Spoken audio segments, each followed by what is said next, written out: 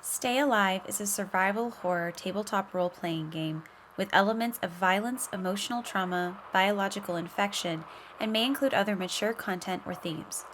Viewer discretion is advised.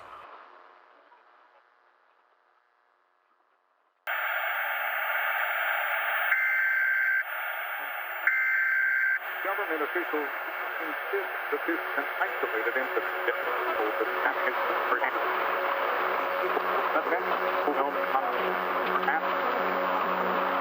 We will continue to keep you informed.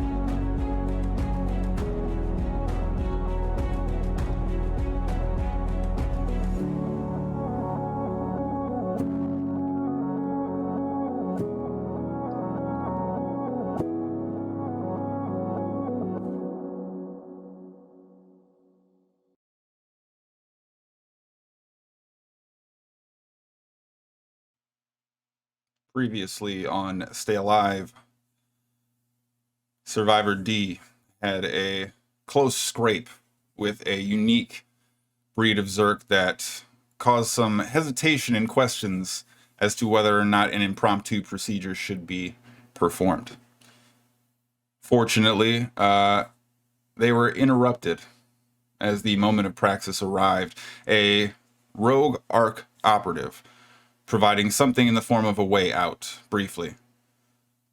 In addition to revealing that the collected survivors were perhaps not provided a unique opportunity, but were in fact test subjects in a much larger, overarching project. Dr. Lebend selecting them for a number of different reasons, but perhaps not the ones that they were provided. After being brought back to what stood in place as an impromptu base for these rogue ARC operatives, half dozen in total, their collected force pledged their support and effort to assisting the survivors in reaching the CDC in Atlanta, some 2,000 miles away, after an unfortunate reveal confirmed that D's close call with the Zerk specimen had in fact resulted in infection with Exorcitum animatus, the deadly disease now putting D on a clock, making a highly motivated factor for Crow. And with the assistance of their support operatives, their now collected force began moving towards a nearby airbase, taking a short-range helicopter to bring them directly to the airbase location where they were attempting to secure a long-range transport. Unfortunately, the small caveat that Crow and D opted not to share with survivors Justin and Rose was that this airbase was in fact under the control of a somewhat regulated militia. Coincidentally, some of the same armed personnel that they had seen more or less commanding some of the major structures on the Vegas Strip. With a little intel gathered, little opportunity to prepare, and not a great deal in the way of opportunity to return fire, our survivors landed hot and heavy as pilot operative Mama brought the helicopter down in a bit of a thud, Glasses functioning as a co-pilot, as Gear, Shepard, and Daisy began working their way to the peripheries while Operative Sexy maintained control in the central portion of the helicopter. The survivors were just about to disembark when the interior of the helicopter itself was riddled with a large blast of automatic fire that they had dealt with since even trying to touch down. As they all struggled to hit the deck in unison, remain covered and protected, Justin found himself momentarily exposed. Certainly not a horrendous oversight, but enough to see him wounded rather grievously from a stray shot ripping through the helicopter.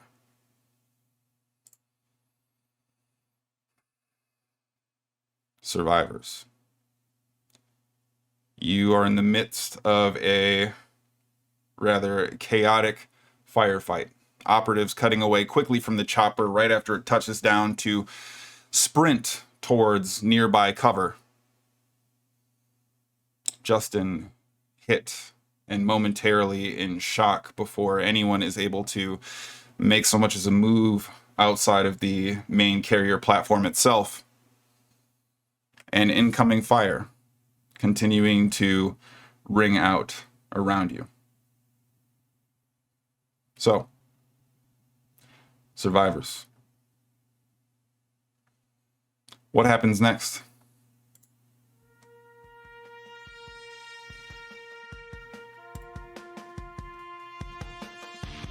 I would like to hit the ground behind the nearest thing that will serve as a piece of cover. Okay. I'm going to say, given your current condition of being shot and your injured arm being a distraction, let's go ahead and have you make an effort to notice an area of protected viability in a very desperate circumstance for Justin. No, that's reasonable. That's reasonable. Question. Since I'm next to Justin and probably would be the closest person to react to the situation, can I help him get out of the helicopter and start looking for cover? I'll say if you're dedicating the entirety of your efforts to assisting Justin, I will allow you to add a well-prepared to your desperation roll. Okay. Okay, cool.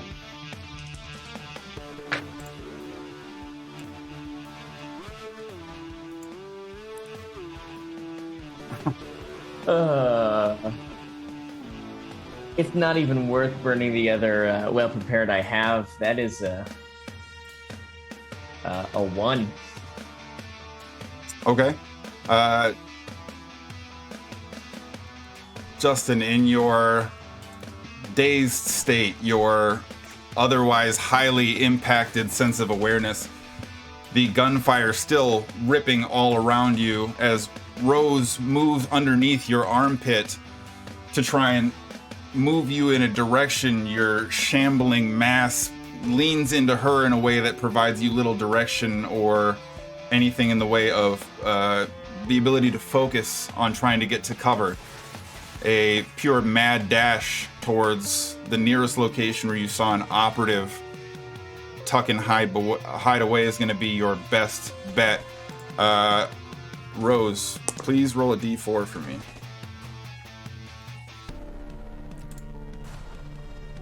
Okay, that's a 4. Okay. So as you're moving forward, carrying Justin, you see the tail end of glasses begin to turn around the corner, ducking inside one of these prefab door cutouts inside this relatively tin-like structure, this hangar area that seems to be used for storage from what little you can see within. And as soon as you begin quickly shuffling towards the opening, you hear gunfire continue to ring out in your direction.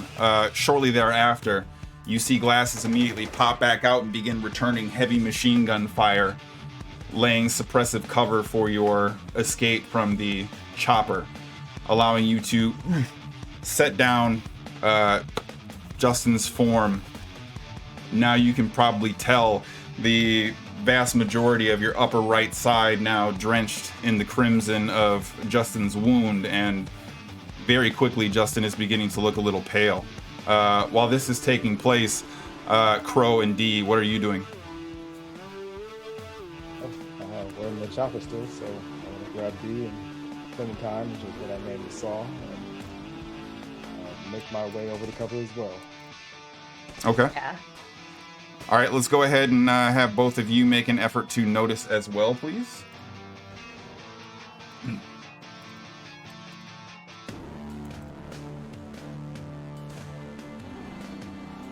Eight. 3. Okay. So, Crow, roll a d4 for me, please. 3. Okay. So, as you see D skittering out the opening side of the helicopter, immediately heading for something resembling hard cover, metal barrier that separates the two of you, you come out and see these muzzle flares that stand out to you as being something inherently eye-catching, especially compared to the prospect of looking for mundane locations of protection, a very unnatural instinct for Crow. And immediately find yourself ducking and covering, but almost more looking to return fire than moving to this hard location. Pushing up against the end of the hangar exterior building on the opposite side where you saw Rose and Justin sprint off to, you immediately see Breaker coming out around, setting up this kick-out tripod on the counter next to you and begins laying fire down range. Given that you are theoretically exposed, the shots that swung by you not making direct contact with you for the time being, I'll say you have an opportunity to return fire if you'd like to do so. Yeah, I'll pick a target and pop off a couple shots. Okay.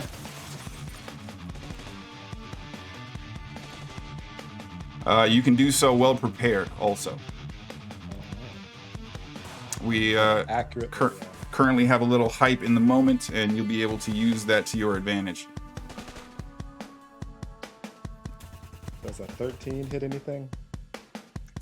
Yes. So, as you see Breaker quick folding back the legs, looking to bring the large machine gun downwards, flips it open and begins trying to work towards replacing a belt quick.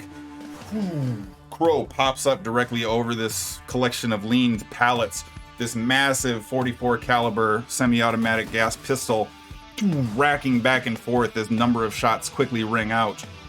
3 adversaries that are now advancing behind a series of vehicles, as well as cover that is scattered across the open field yard, immediately disappear behind their barricades and do not return fire. Rose and Justin. Justin, you begin to feel a little lightheaded, your form growing slightly woozy. I'm going to say, given the severity of your wound and the immediate need of treatment, you'll be experiencing a hindrance of desperate acts to focus for the time being. What would either of you like to do?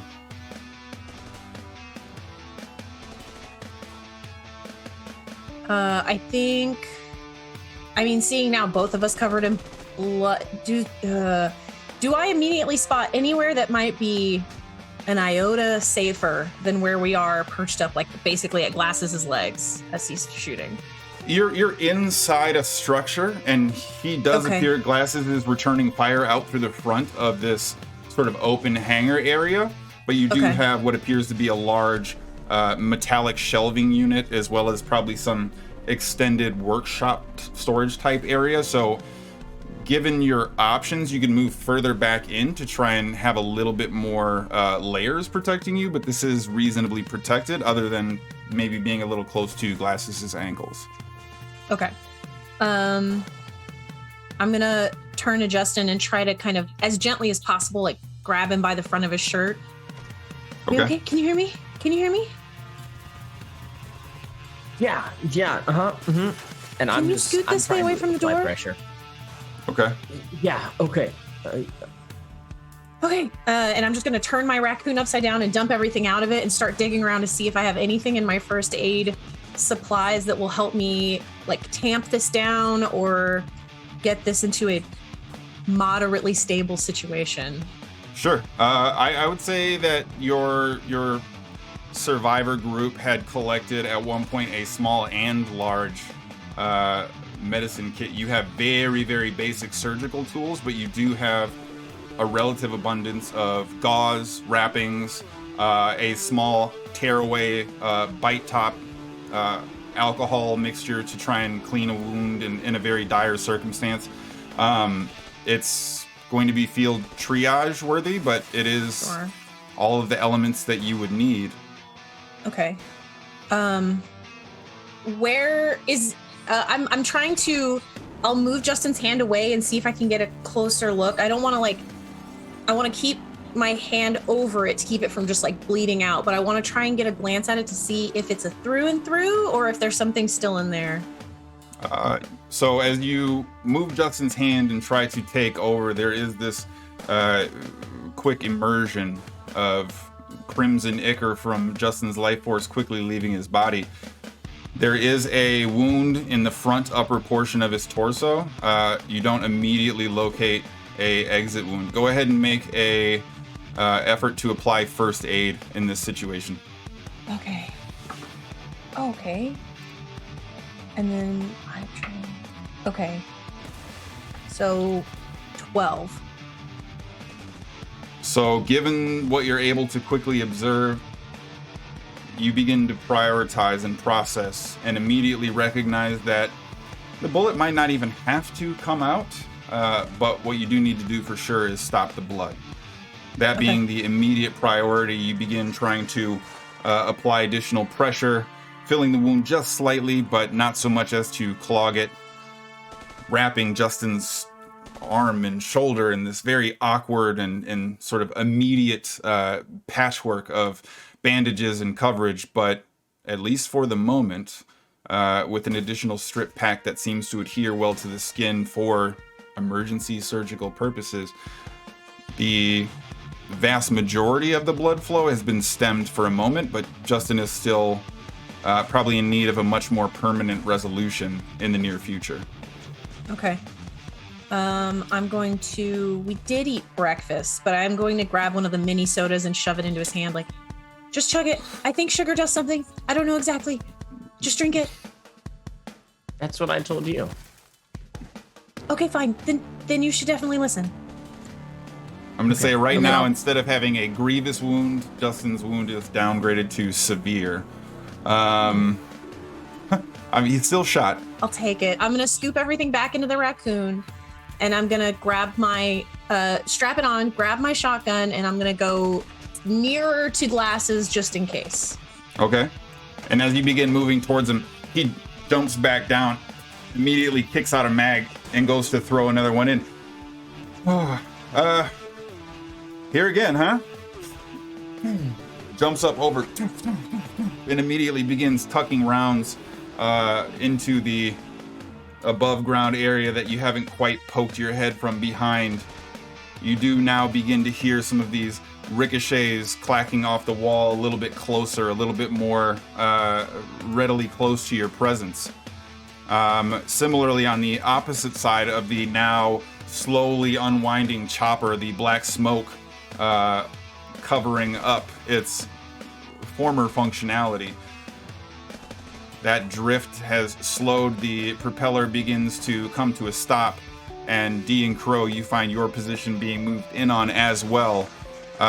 Daisy within the central portion, two shotguns occasionally flipping up over, quick clacking off shots before ducking back down again, reloading back one at a time, and trying to maneuver around for sneaky shots. You do see Breaker dumping off huge numbers of ammunition in return fire. Moment of praxis.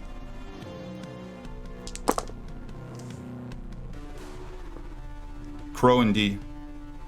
As you see some of these armed, wearing vests, masks, they appear to be relatively well equipped, but in a very informal capacity.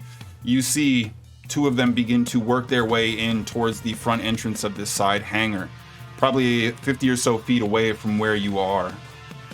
And as Crow, you're about to make a move to go around, you hear this blasting shot and immediately see one of them disappear as you hear Shepard from the back end of the hangar rack a round.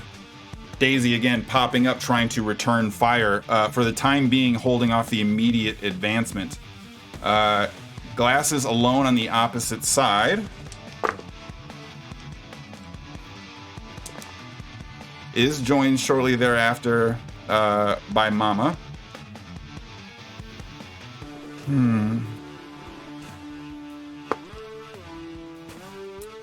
And as Mama jumps up right next to where you are, Rose, slams into the metallic shelving just to try and roll into cover as quickly as possible. You see Glasses going up again, dumping down rounds until you see him flinch quickly before returning back behind cover.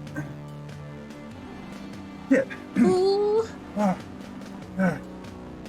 No, no, no, no, no, no, no, no, no, no, no, no, no. I only had one sticky. Mama, here. And you see Glasses throw the assault rifle he was wielding over to Mama, who quick checks it, and racks a new round in, pops up and begins dumping rounds downrange. Glasses has been shot and is currently sitting leaned up against the metallic shelving. D and Crow, you have 3 operatives on your side of the whirlwind taking place here. What is it you're looking to do right away? Can we see how things are going on the other side of the playground? There's black smoke and the full no breadth way. of the helicopter, Okay. and they're within the next interior. I'm Okay. going to say that there's not really a way to tell. Okay, well, these are some fine new friends we have found. I would like to keeping as much cover as possible, even if it means sacrificing a super solid shot. I'm gonna try to figure out where they're coming from, because you said some were approaching.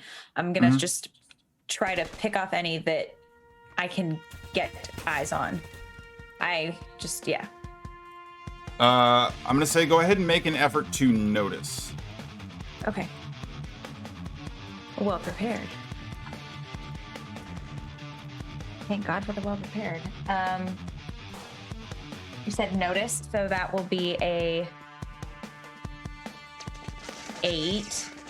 Okay, so you do see from this open field where some of these sequence runways would be, them beginning to move forward from a collection of different sort of posted up spots that are now all sort of coinciding directly in front of this perimeter arc around the barrier. 2 trucks immediately coming up with one large mounted gun on the back of it that begins dumping rounds into the interior. You're forced to quickly duck down below to avoid being shot. But at this point in time, you see Daisy hunkering down, trying to avoid fire. To left! And as Breaker is dumping rounds back in return, Crow, with you standing nearby, you hear his gun begin to click. Throws down the machine gun and pulls out 2 smaller pistols. We gotta move! What would either of you like to do? There's a truck coming in that had a weapon mounted to it. Correct, yes. How difficult would it be to try to get a shot off at the gas tank? I mean, that'd be a tough shot.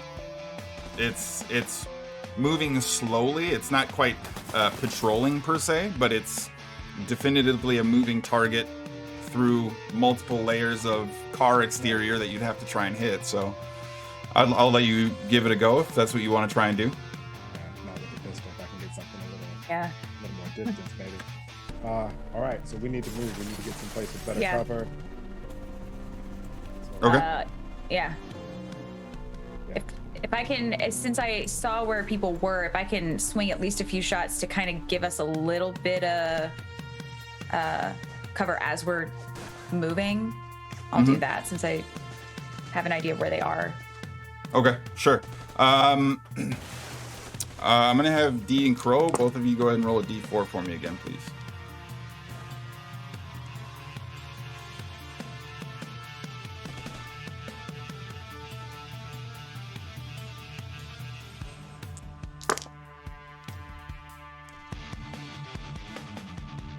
Okay. We get to So- well prepared. I'll have both of you go ahead and roll one more time for me then.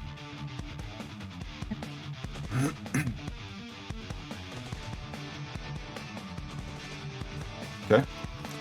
So as the two of you begin to move inward, Daisy catches eyes as you begin to move across, moving towards the center portion of this designated hangar. Clearly the numbers of your assailants somewhat thinned, but still an overwhelming force compared to your numbers.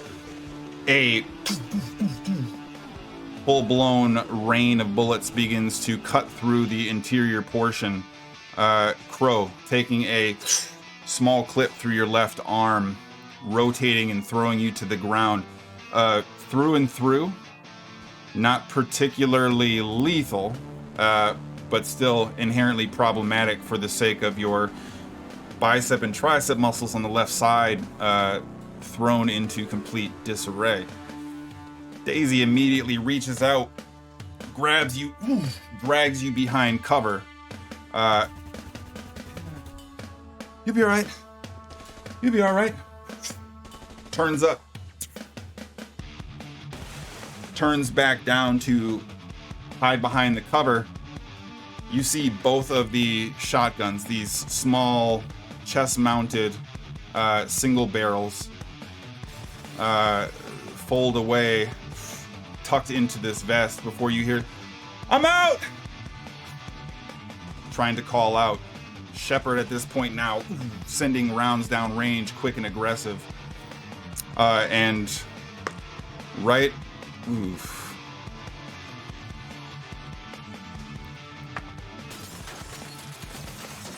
Right as you see Daisy tuck these shotguns away and look to switch to a single pistol, she gets it halfway out of her holster before you see this eruption from the Kevlar vest that she's wearing.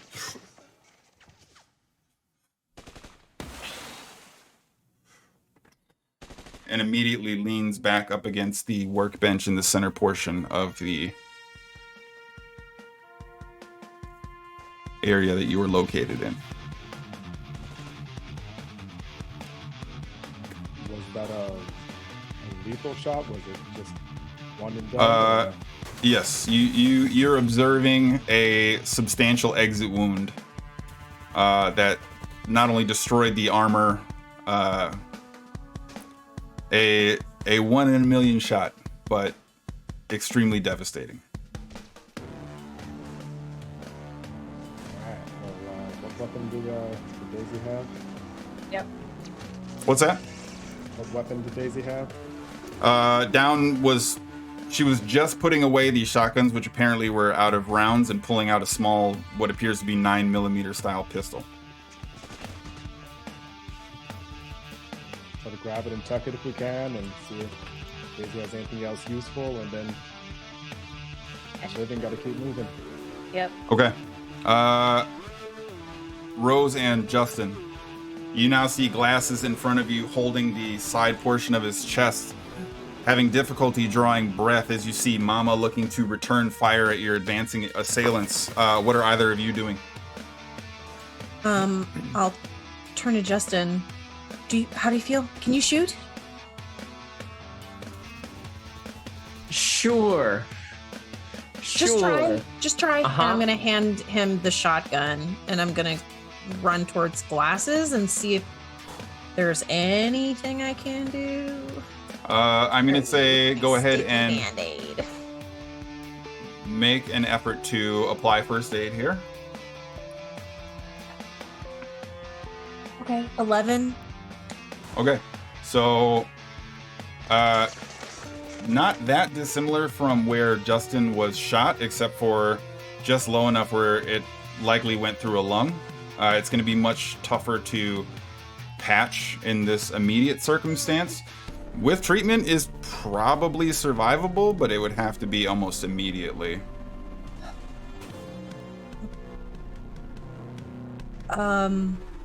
I'll do what I can with whatever I have left. I'll do my best. I don't, whatever, if I don't know if Mama had anything in her pack or if she brought anything in here, but whatever is available, I will try to use to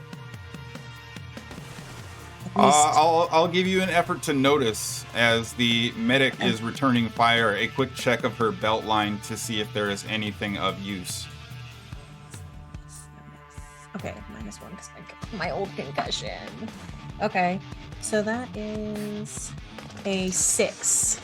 Okay, as you take a quick look up, nothing immediately stands out to you as being medically oriented. Some of the tactical gear is not designated with clear labels or anything to that effect, but on the very back side, these pouches that she has lined along her waist have these almost crude drawings. These hard Kevlar styled cases with small zippers, one with a red cross drawn on it, one with a black skull drawn on it, one that has a large black X on it.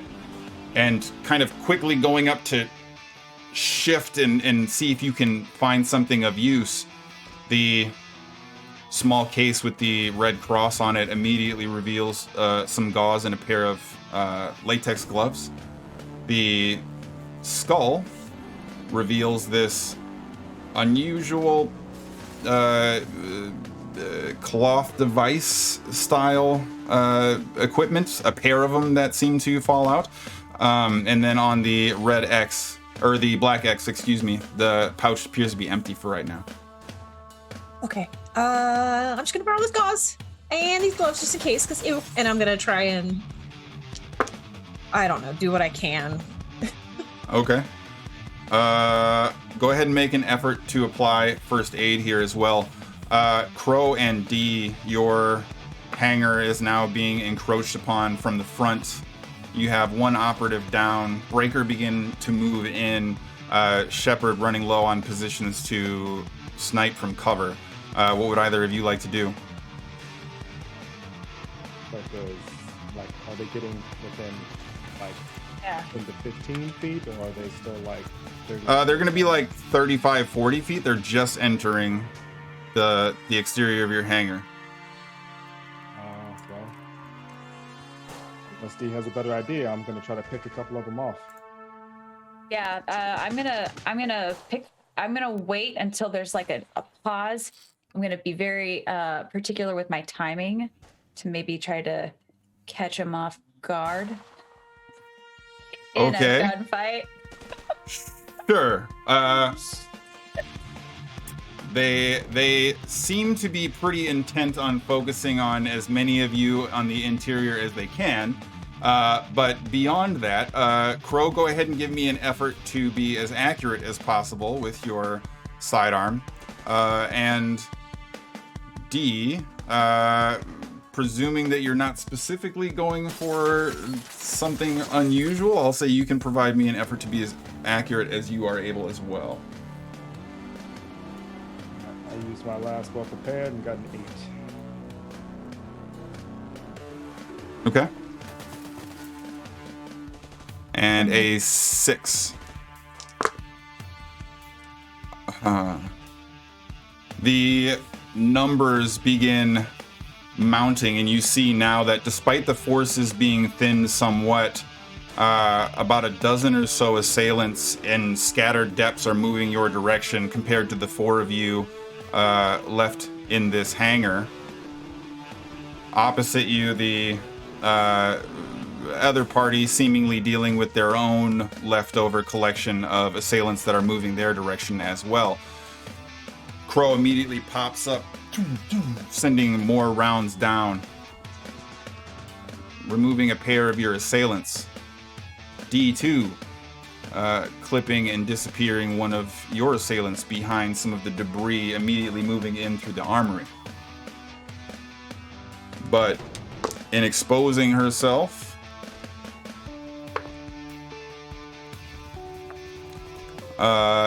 you catch a few sparks right along the side of your eye as you are nearly shot during your brief exposure window.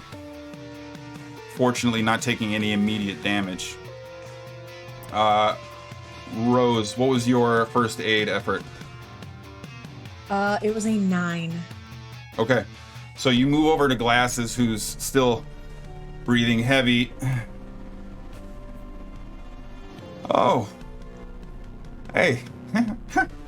Woo. Can you stop talking? I can't. Just be quiet for a second. Yep. And you begin immediately trying to apply some sort of triaged first aid, stemming the blood flow for the moment. Torso wound of this kind still extremely definitive and dangerous. Probably stemming off imminent death, but glasses will not be combat effective for the near or immediate future. As you are just finishing checking, you hear this thud as Sexy lands in behind you and Justin with this diving leap, crashing to the ground, and this damn it, and then pulls up this French gun before bending over the counter immediately as Mama falls back behind, pulling the mag up. Running low, we gotta get out of here. Where do we go? Well, neither of these hangars, obviously. We're gonna have to clear a pathway. One of the hangars nearby, we just gotta move fast and hard. And as you are just putting the final touches on Glasses' wound, he grabs your hand almost to stop the process itself before reaching behind him, pulls your hand off and places this large, heavy, green fragmentation grenade in your hand. For a special occasion.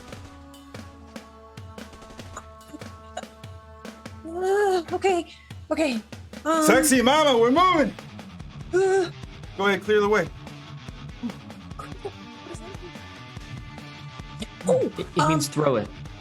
Oh, throw this? Or, okay, I'll throw it. And I'm gonna, like, fiddle around with it, I guess, and then I'm gonna try and... I saw this movie, I'll pull the pin, and I'm gonna throw it as far away from us as I can towards wherever I see people, either where I see most of them gathered, or try to buy us some time. I'm gonna Not say in the go direction ahead. we're running, Yeah. hopefully. Make an effort to notice for me, please. Okay. As she is doing this, I'm just gonna pop up and try to like take a couple of shots with the shotgun, really just to provide some covering fire. Okay. Make an effort to be accurate here as well. Yep. I got a 12 for that notice. It's a 9. Okay. So, Rose, as you're holding this frag grenade in your hand, sort of staring wide-eyed at it for a brief moment, Justin sees this perfect ballet of events that is about to unfold and immediately moves up to try and provide cover, sending several shotgun shells downrange as Operative Sexy and Mama immediately turn back down to hide behind cover as they see you holding a grenade as you're pulling the pin with the clip flying out. You see them both look at each other. Throw it. Throw it. And you see Rose nervously huck this grenade towards the front of the hangar that you're in. And Rose, as you're standing there, you see all of these individuals reacting before Glasses reaches forward, grabs you by the shirt, and pulls you down. There's this brief moment of pause, and then this just huge sort of blasting noise that rings out through the front of the armory. This detonation that sees everything absolutely in shambles as this massive wind rushes towards the back of the armory. Good job. Good job. Yeah, let's go. Let's go. And Sexy and Mama begin grabbing anyone that they're able in this desperate plea to push across to rejoin the rest of your separated survivors, looking to move further towards the eastern direction of the airfield itself, linking up where Dee and Crow currently are. Because of Rose's pinpoint precision, you do not immediately take any fire and provide a decimating explosion to the advancing force on the opposite side of the armory. the tail end of the front-facing force that is currently assaulting Crow and D's position actually looking off to the side a little bit, looking to step back, maybe not advancing quite as aggressively. You hear this very subtle decrease in fire rate. There's a little bit more of a nervous hesitance as your assailants begin to close in, but perhaps much slower, much more cautiously, not expecting you to have significant armaments. Crow and D, what would you like to do? We didn't find any fancy grenades on Daisy, did we? It seems as if Glasses had a special stash in this instance. Sure. So do we see them approaching? Yeah, there's still going to be about a half dozen that are at, near, or around the front of the hangar. We see our allies approaching. Yeah, they would They're moving in eventually order. join up, pushing through the black smoke and finding your centralized location, with the exception of Glasses. Okay. I'm gonna look back to our little crew. Is that our cue? And I'm still gonna keep firing. I don't care if they're moving slower. If you're moving towards me, I'm taking shots at you. If you slow your fire, that's on you. But if they're if they're moving, I'm moving with them.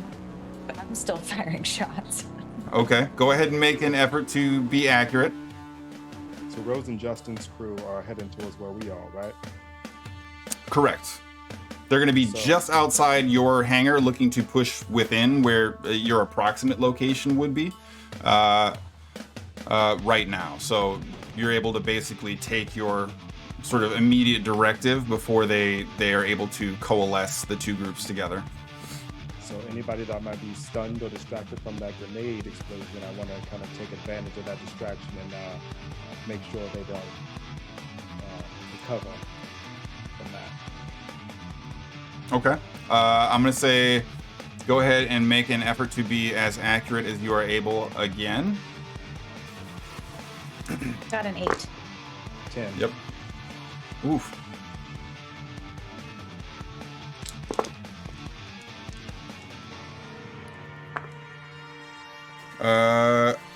D and Crow, go ahead and roll a D4 for me, please.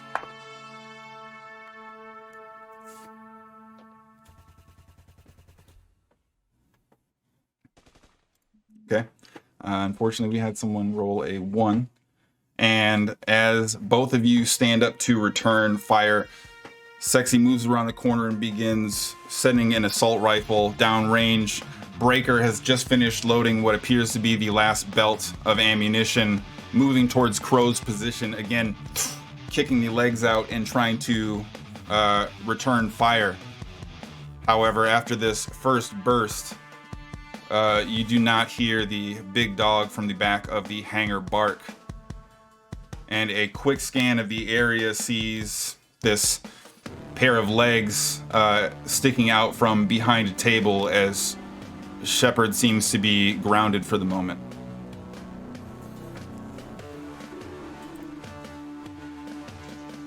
Is Shepard moving at all, or? It's probably too difficult to make any immediate discernments. I'll give you an effort to notice, I'll say. 6. You do see the foot and legs slightly twitching, maybe no more than would be necessary for the lungs to continue to slightly rotate the body. Very limited movement, but clearly incapacitated to some degree. Shepard had a big gun, correct? A sniper rifle, yep.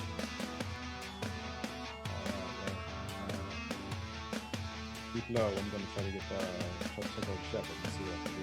I'm going to try to kind of bear crawl on all fours and like keep low and just kind of scoot my way over there. Okay.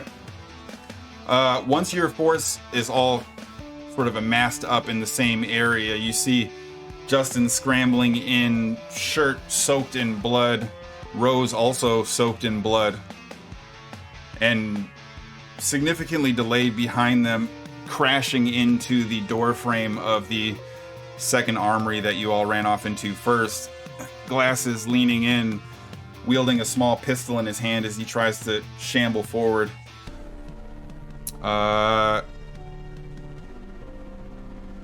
D. As Crow moves away from the protected area, it is you and Breaker in this small central protective location, this workbench providing both cover and obscuring you from your assailants. The dead form of Operative Daisy stuffed between you two before you hear the ring of gunfire interrupted with a telltale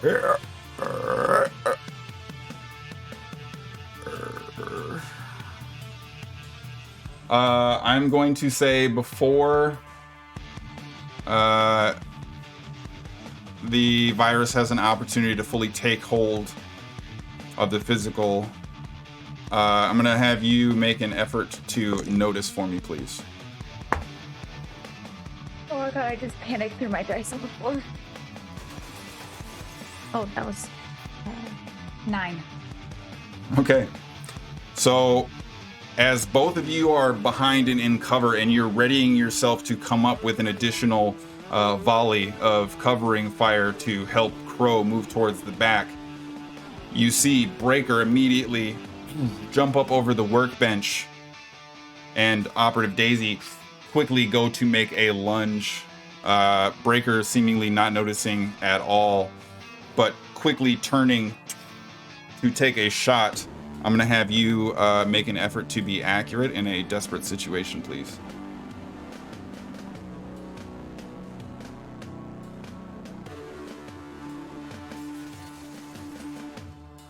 Four.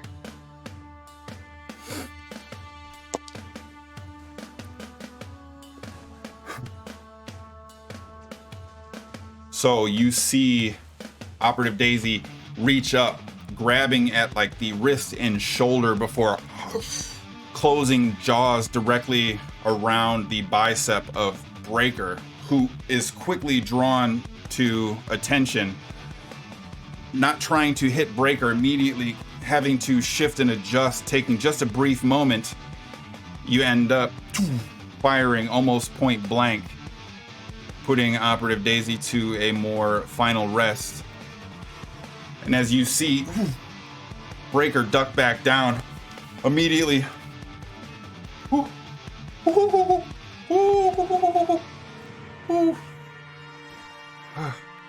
it appears as if the exterior of the vest and jacket was not penetrated by the bite.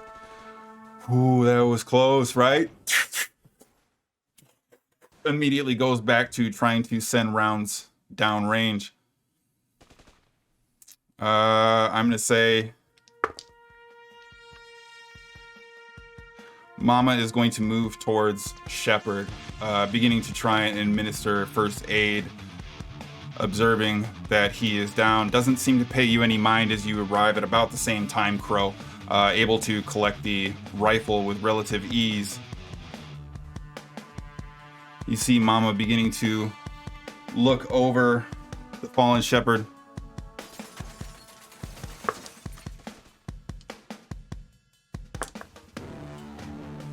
Immediately pulls back her pistol back out, looks at you. We have to go. Oh shit.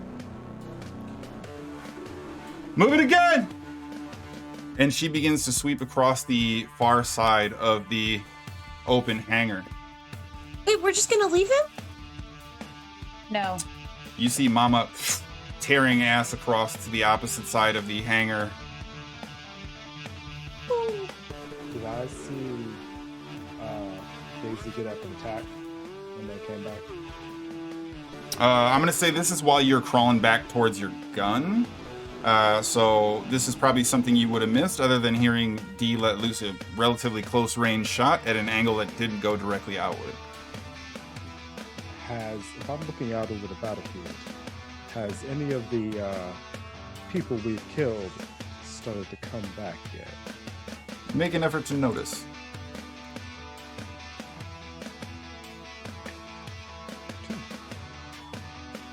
Hard to say. Probably. All right. Is that truck still down there laying down rounds in our general vicinity? What's that? That truck that had the mounted gun? Oh, it's not directly in front of your hangar anymore. It seems to have relocated. All right. Well, we'll give Shepard a once over and see if they have anything else, extra ammo or anything else. And if that was not a fatal head wound, I would like to make sure that they have the true death, and then get moving. Okay. I'm gonna say make an effort to utilize your raw acuity in this moment here.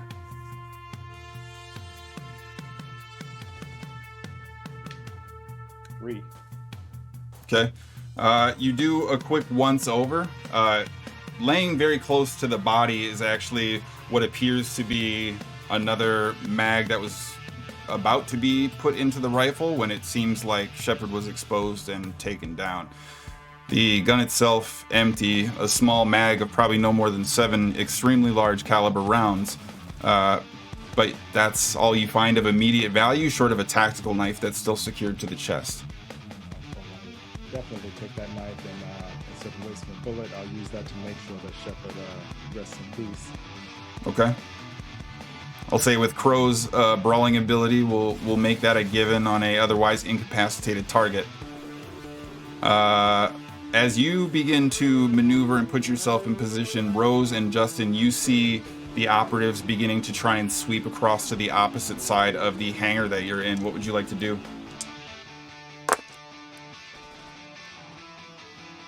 I'm just gonna look at Justin.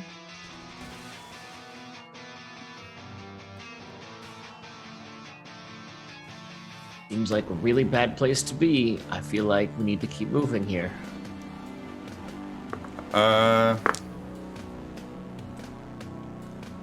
At this point, Glasses has caught up to just the small inlet where you are, probably no more than 10 or so feet inside this hangar where some of the protective storage is located. He leans up against it hard.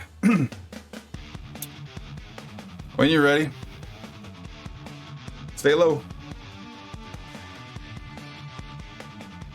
3, 2. And you see him quick and aggressive, this extremely sharp movement, this pinpoint precision as you see both hands extend out with this determination as if no damage had been sustained whatsoever, and immediately begins squeezing the trigger over and over, providing covering fire for you to move.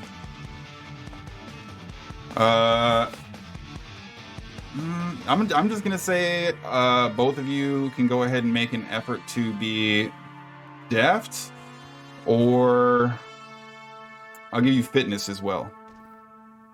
I would strongly prefer fitness, thank you.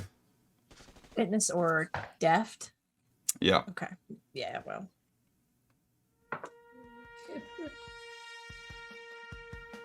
Eight fitness. 2 deft. Rose, go ahead and roll a d4 for me, please.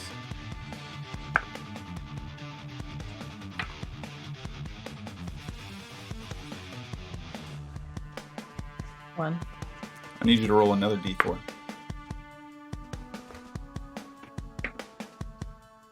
Three. Okay. And as Justin, harnessing whatever physicality he has left, begins sprinting across this instinctual, practiced cardio taking over, your movement is far more hesitant. The chaos of gunfire still ringing out as Glasses firing rounds off. You look to see this small, compact, automatic weapon lining you directly up. Like a deer in headlights, freezing for a brief moment before you find yourself shoved hard in the back as Glasses rings out 2 more shots before rocking his body 2 more times and falling down towards the ground. You immediately see him lift his head off of the ground. I'm right behind you. Go. Strips the mag from the pistol, grabbing another one, his hands remaining tight to his body. Go.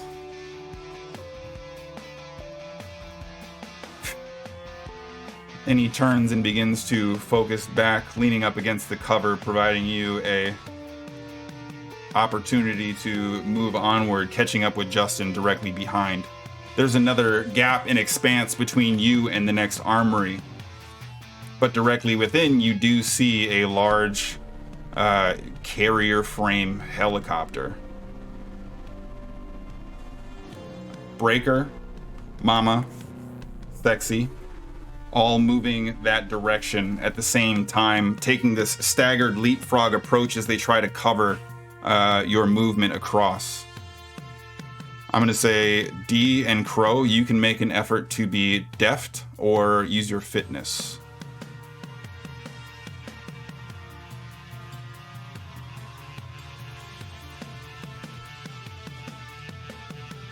5 for fitness. Fitness. Sorry, what is it? 9. A 9.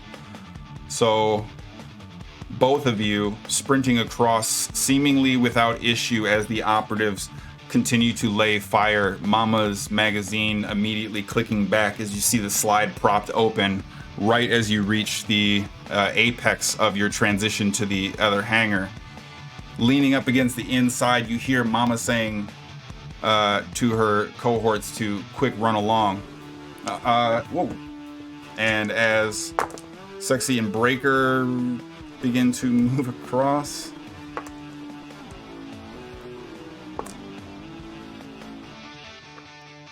Okay. Breaker drops the machine gun, the ammunition practically dry and extremely heavy to wield while trying to move, and begins sprinting. This assault rifle immediately getting unmagged as you see Sexy trying to reload it on the fly before his body is spun, crashing towards the ground. Shit. Reaching down, holding his leg. Reaches out towards the doorway, Mama quickly dragging him forward. That leaves our Rose and Justin on the opposite side of the 20 or so foot expanse with no additional operative cover for the moment. Glasses is more or less leaned up against the shelving, sees the rest of the operatives beginning to push towards the next hangar.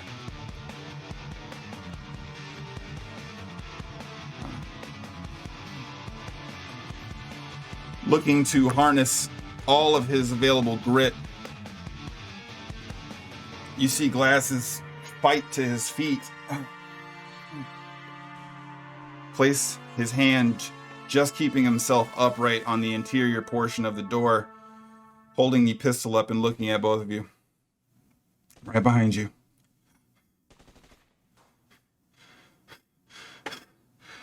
Three, 2. Turns around the corner and again begins to try and fire off rounds from the freshly loaded magazine.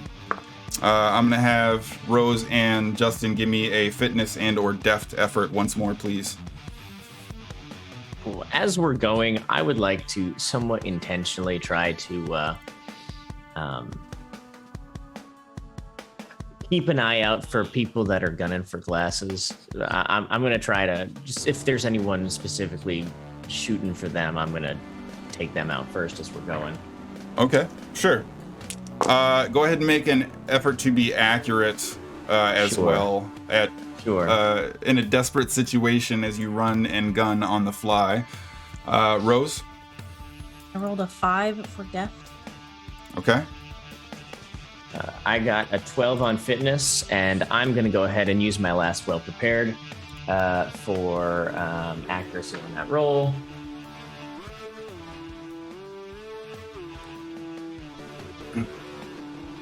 It's a 5. Okay. So as you quickly sprint, this surprisingly agile Justin for the significant amount of damage sustained thus far, you hear him slam into the sheet metal of the exterior of this hangar, quickly peeking back around this stack of supply crates before eyeing the surrounding territory. You see Glasses is on his 3rd or 4th shot before taking a round in the shoulder. Ah! This rage and adrenaline pushing Glasses, continuing to return fire, with you able to place one well-aimed shot at a additional assailant looking to send some automatic gunfire Glasses' way. After no more than 7 or 8 seconds, you see the slide stay back on the pistol. Glasses more or less collapsing onto his hip and butt behind the cover, now this 20 or so foot expanse in the opposite hangar. Just kind of looks over at you,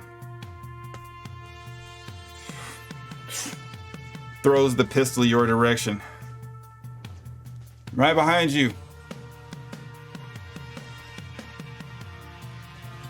Maybe we can fix it. Well, we'll fix it later. I'll catch up. And you see Glasses lean back up against the shelving, and his head begins to lean down. How close is he to us? 25 feet across the uncovered expanse. How many people are there still actively firing at us in this immediate vicinity? Make an effort to notice. Yeah, sure. That's going to go well. 3. You see a couple heads peeking out from behind cover. It's difficult to get a quick count. The numbers have dwindled pretty rapidly. The operatives dispatching a significant number, and Crow and D's early work in your transition further south clearly having an impact. Hard to say for sure. Enough to be dangerous, but nowhere near what you were dealing with moments ago. I would like to hand Rose the pistol that Glasses just threw at us. And I'm going to move over to where Glasses is, grabbing them by the back of the shirt collar and crouch walk, dragging them behind me. You will be moving across an uncovered expanse during this process. To be clear, if you would like to do that, that's fine. I just want to make sure you understand. I mean, I'm going to sprint across. I'm going to grab them. And then I'm going to move as fast as possible back across. Okay, I'll start firing to try to provide cover. Do you have a weapon to utilize? The I just pistol gave that Rose Justin the- just handed me. That's empty. The slide Okay. is open, and there was Glasses yeah. expended his mag. The shotgun then. Okay. Okay, sure. Okay. So Justin, make for me, please, a effort to utilize presumably your fitness, and I will say, Rose, I need you to make an effort to be accurate, and we'll see how good your covering fire is.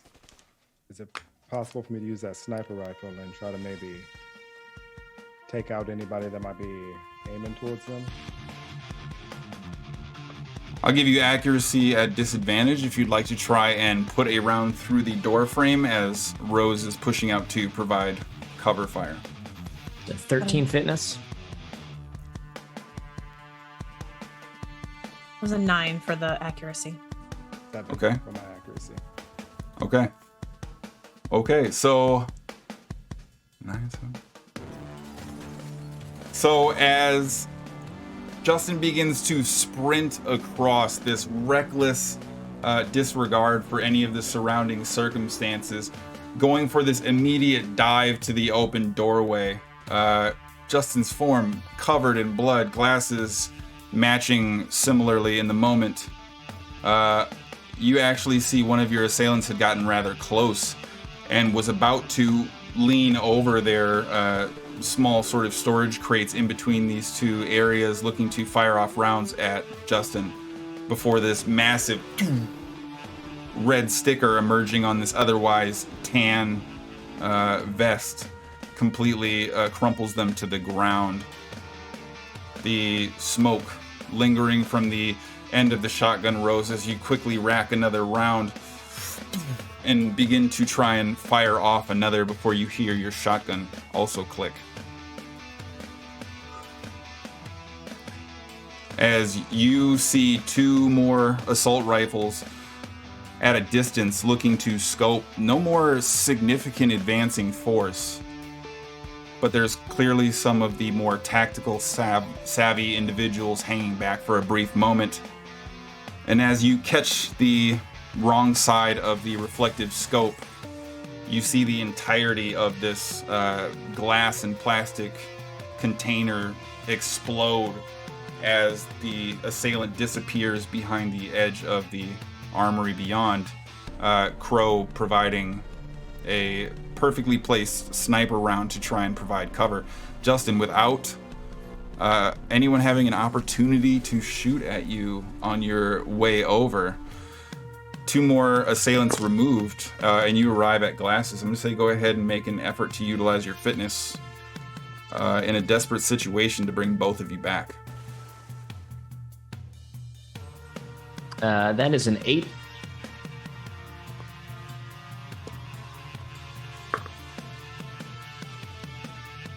Okay, roll a d4 for me, please. 1.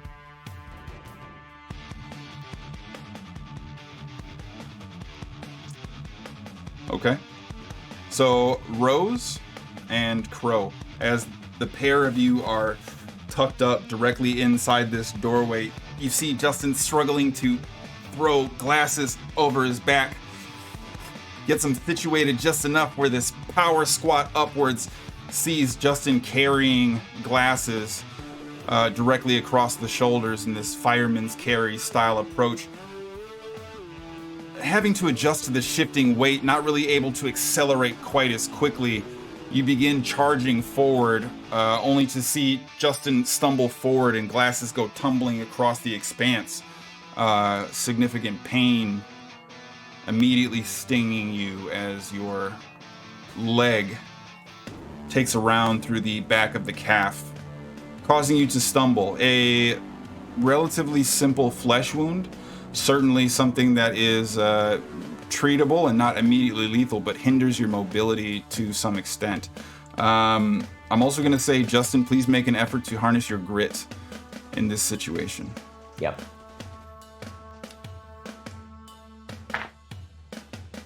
Uh, 3. Okay. The pain continuing to increase as your form is decimated. A round in the upper torso, a fractured forearm, and now one of your legs in bad shape. Struggling even to crawl forward, you see Justin in the open expanse, this no man's land of a very small window trying to move your direction. Yes? Can I...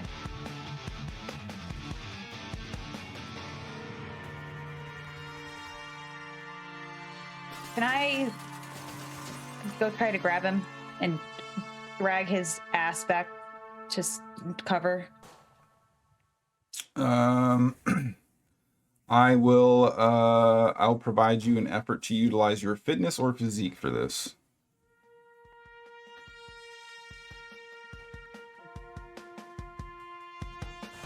As I see D start to move, I am immediately trained to cover for anything that is trying to attack her. 5. Okay. Crow, I'm gonna have you go ahead and make an accuracy effort then as well, please.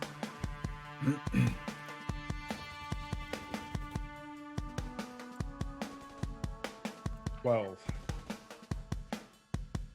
Okay, and D was a 5, you said? Okay.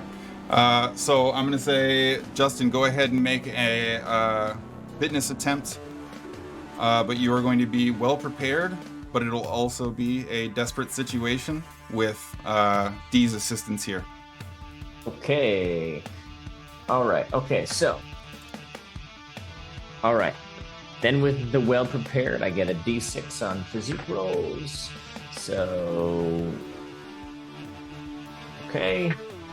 Then minus a desperation, 11. Okay.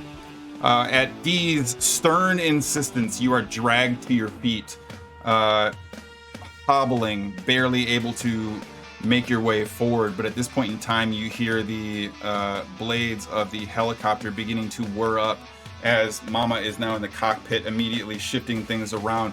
Breaker already in the front, beginning to throttle up and go through a very, very quick pre-flight checklist.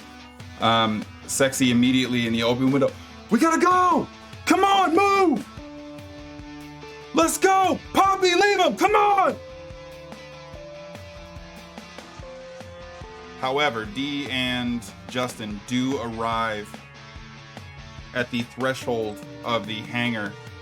Crow unable to make immediate contact with some of the few remaining assailants, though you do now see that there are a series of Zerk reanimating and beginning to aimlessly wander around, pushing towards your assailants as well. The helicopter is beginning to stir up. You have the 3 remaining operatives looking to push out with some immediacy. Is anybody doing anything else? We As- don't leave without D.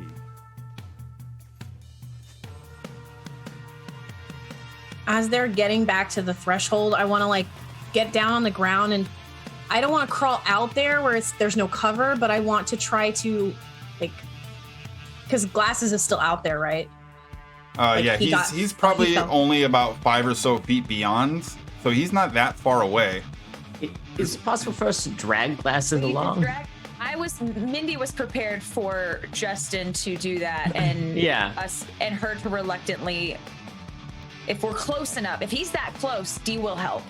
If I can he's see that that close- Glasses is still alive, I'm not going to leave him just lying there. I mean, Yeah, is All right, he I'll alive, give though? once you arrive back. I mean, he's not moving at the moment. I'll give both of you an effort to utilize your fitness or your physique, whichever works better for you. well, fitness. Got an adrenaline rush going. Okay, so as Rose slowly begins to crawl out this exposed area, you find your shoulders more or less thrown backwards as Justin with the one good arm throwing you back on one side, and D as this clawed pitch as part of a sprinting form, both quickly reaching out, grabbing an ankle apiece and beginning to drag Glasses face down across the last 5 or so feet before trying to put him upright. You would find Glasses unresponsive. If I'm like slapping him in the face, like, Glasses, can you hear me? Make Can you hear me? an effort to examine Glasses' form with your first aid. Oh God, 7. There's blood everywhere, and in a very cursory glance, you can see at least 3 bullet holes that are probably serious issues on their own.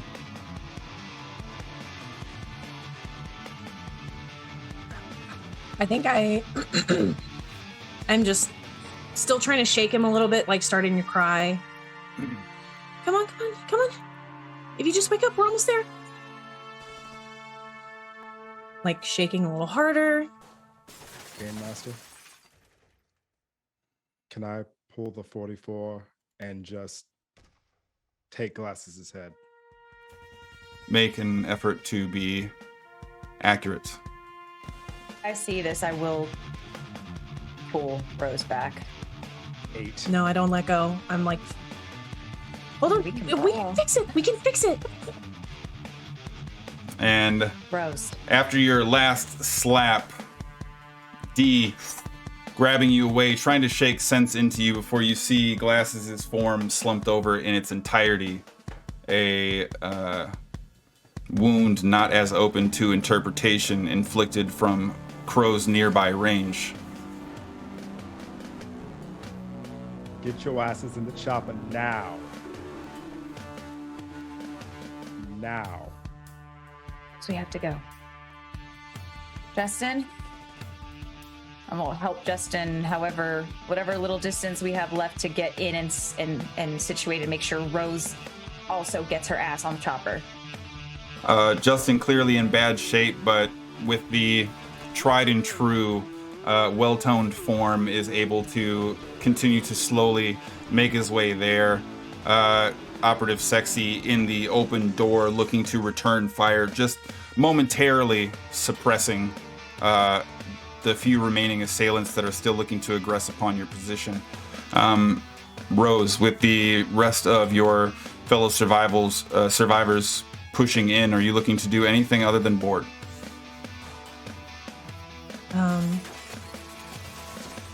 No, if there's anything loose on Glasses' person, I'm gonna try to grab at it, but I physically am no match for literally any one of the three of them, so. Okay, I'm going to say make an effort to utilize your deafness or your focus. I'll let you have either here.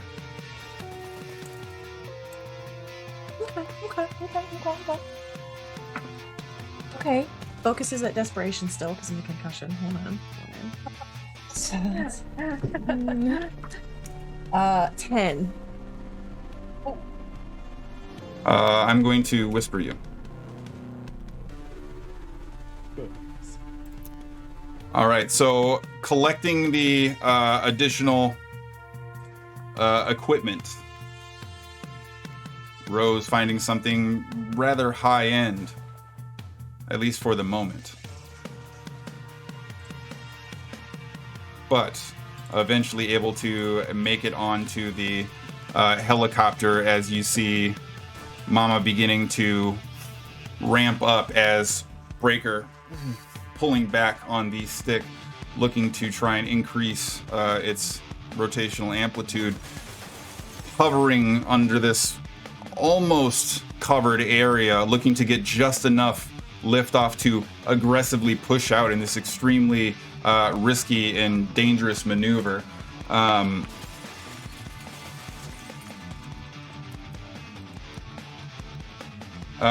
You have the rest of the operatives now just looking to move fast, hard, and heavy, pushing out from the front of the... Oh, that's cocked. You burst out to see probably no more than a few assailants still firing from behind covered areas, but Crow, you would see as soon as you all emerge from the armory that vehicle you were looking for beforehand with the mounted gun on the back of it, as well as two relatively large pickup trucks pushing down from the opposite end of the airfield are beginning to make their way your direction. Does this sniper rifle I'm holding look like a 50 cal or? Yes. Well, in that case, I'm just going to put a round in an engine fly. Okay. Go ahead and make an effort to be accurate. I'm going to say it's a very difficult shot on a moving platform at some distance. Luckily, I have a very particular set of skills that I work with. God. Yeah, so sending a round down range, now quickly beginning to create space as Breaker begins to move the helicopter into a more eastern-oriented direction, clearing the coverage of the small little hangar that you were in before beginning to try and bring you directly upwards. Operative Sexy directly in the back, pushing out the door, continuing to throw sparing rounds. And you see a massive eruption in the front of the block of this vehicle as Crow throws a round directly through the grill, seemingly damaging the vehicle as you slowly watch it sputter out. The two pickups from a distance behind it still beginning to make their way towards you, but probably not with any kind of speed or ability to do anything in an intercepting fashion, save for continue to try and put rounds on the helicopter itself. You go airborne. You eventually begin trying to push out a number of the operatives, as well as all of your collected forms, looking to kind of do a quick pat down check just to make sure that there aren't any new holes you weren't aware of, and get a gauge for it, with one exception. You see one of the pickup trucks quickly come to a skidding stop on the side. And rather than a mounted gun in the back, you see an individual stand up over the cab, carrying what appears to be a rocket-propelled grenade. Do I have the reaction to be able to kind of... I'd say that you're all watching this, so anybody who has some type of reactive thing that they would like to do, you can definitely try to do that. I would like to shoot the rocket launcher. So the even smaller than an engine block, and with a little bit of cover provided, I'm gonna say, Crow, go ahead and make an effort to be accurate here. Is anyone else looking to do anything? How far is this from us? This is probably better part of 100 feet now. 7.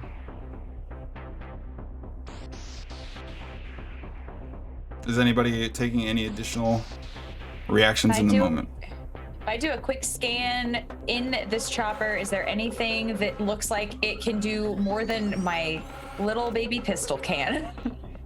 This is meant to be a transport chopper. This doesn't appear to be well armed at all. Cool. I'm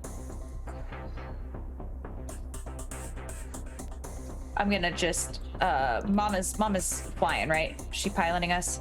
Correct. And well, Breaker is piloting, Mama is currently co-piloting. Okay. I'm just gonna go. That's what directly next to you, Crow, you see Operative Sexy crash to the deck with the assault rifle.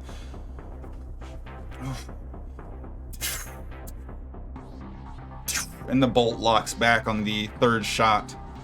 You see the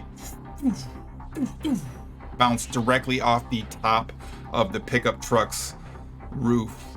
Very, very close, but not quite accurate enough, unfortunately, to free you from the imminent danger. As you line up your shot, you hear this loud punch ring out that fills the interior of the helicopter. The altitude, the shift, the moving platform, you put one directly through the driver. But the individual in the back seems to be lining up their shot. Does anybody else have anything that they would like to try and do?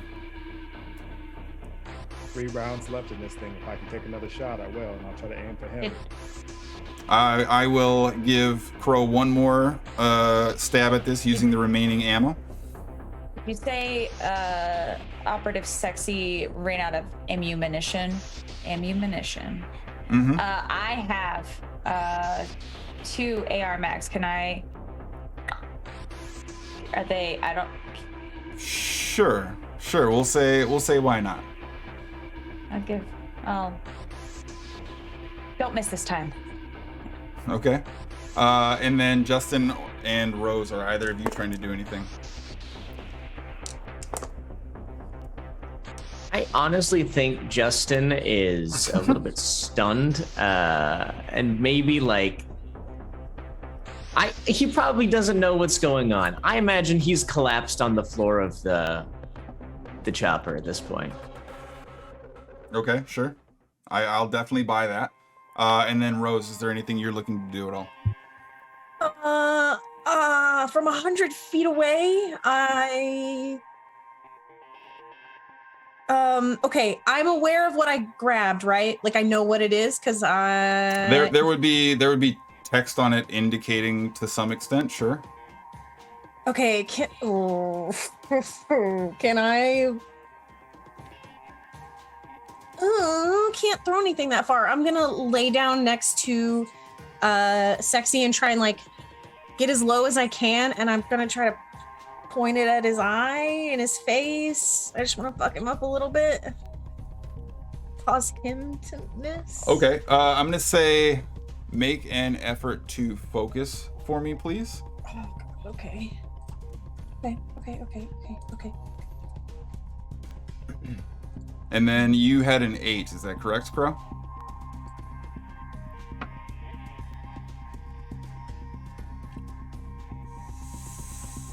Oh. Okay. 8? Okay. -1. So immediately slamming down to the deck of the helicopter, pushing the buttons and kind of quickly trying to figure it out. You see this laser, this extremely bright directly in front of it, but quickly dissipating off to invisibility only after a few feet from what you can see. And Rose, you hear this beginning to almost kind of charge and power up to some extent as you are trying to dial in and get it right in your assailant's eyes. You see Crow send another pair of shots downrange, the figure quickly falling and disappearing behind the cab of the truck. There's a brief moment of reprieve. So as you go to fiddle around with it, the laser remains active. No. Oh no. And as soon as you point it up towards the ceiling, you hear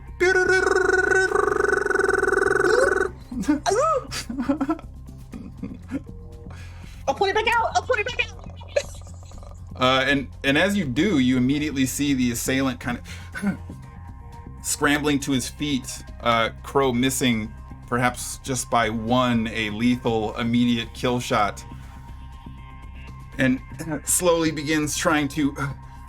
No. Now probably 150 or so feet, additional space being taken, beginning to shift almost more east than outward as the helicopter slowly is beginning to right itself.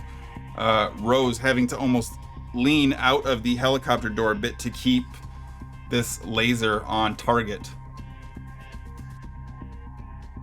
You all hear this extremely loud, almost jet engine-like noise begin to take over the immediate surroundings. This slowly growing mechanism that begins to fill the entirety of the air around you. The buzz of the whirling chopper blades almost drowned out for the briefest of moments. And as that beep continues to grow louder and louder and louder, you also hear the gaps between growing shorter and shorter. Until these beeps reach a critical mass. And Rose, as you stare at this rocket, immediately pushed out and thrown your direction. You see the entirety of the airfield bathed in this blanket of fire as these bombs are dropped directly across the interior of it.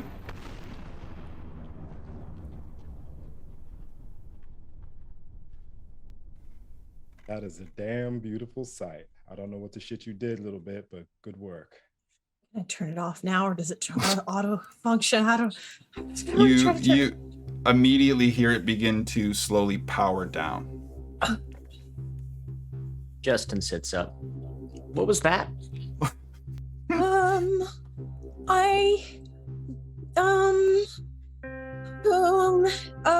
was the thing that had like, okay, I found it on his the thing he was wearing. A thing. It was like when he pointed it at me from the billboard, and I was like, oh, I think I saw that thing before, and I don't know. Sexy leans over in the interior, kind of pulls you in close to yell in your ear to get over the helicopter blade.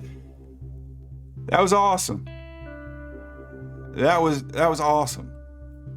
And sort of pushes you away gently before just completely collapsing up against the interior wall of the helicopter, more or less in shock or awe of the exchange from mere moments ago. You see Breaker behind the stick up front immediately beginning to kind of settle in, talking a brief exchange to Mama, both of them apparently settling in for a more longer and focused flight free of airborne grenades. You are currently on your way headed east, probably just shy of a couple 100 miles an hour in a aerial transport designed to carry upwards of 8, but now 7 alone, 6.5 depending on how you count it. You're on your way to Atlanta. Eventually, you see Operative Sexy begin to move into the cockpit, leaning in and talking to Breaker and Mama before coming back, sitting down. We're gonna have to stop in a few hours. Doesn't have the range for the whole trip, but we'll find a less occupied base next time. Good job. Oh shit. You see Sexy just lean back, elbows on his knees, staring out the helicopter door. As you see the sun now rising.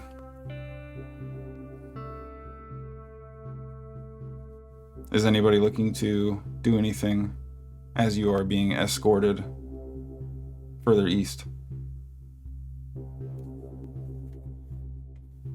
Hell of a thing you did there with that old vengeful gaze of God. Good work. And I'm just gonna go and snuggle up next to my lady and pull her close and put her head on my shoulder. Just close my eyes.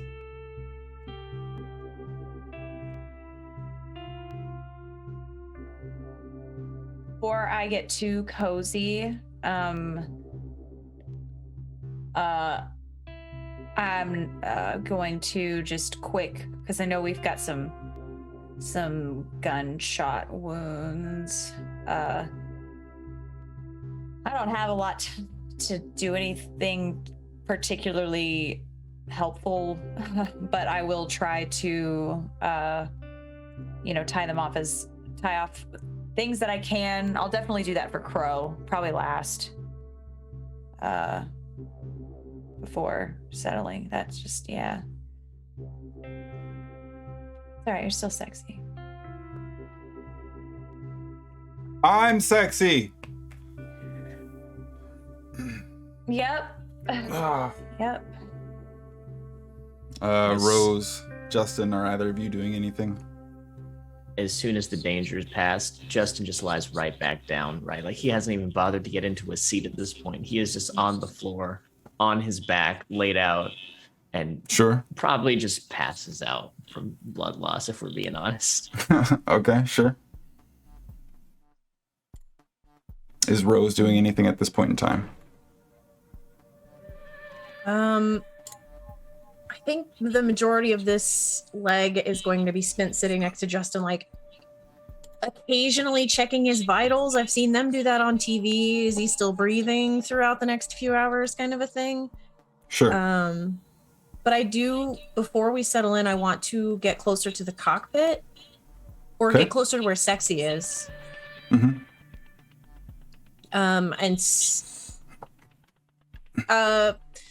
I don't know if there's an easy way to do this without shouting. I mean, Since shouting people are trying doesn't to rest. cover that far. It's loud and uncomfortable. At this point, Sure. if you're asleep, it's because you have to be, or because you've been able to tune it out for the most part. That's fair. Yeah, I'm gonna move as close to Sexy as possible, and I will ask,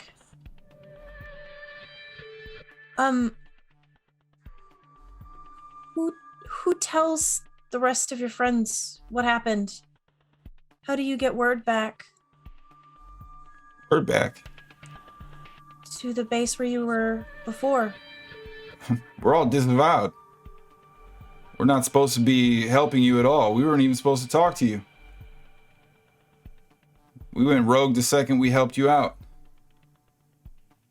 ARC's got a lot of rules.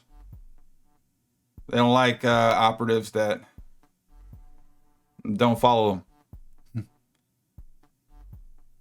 You know everything about not following rules, though, wouldn't you?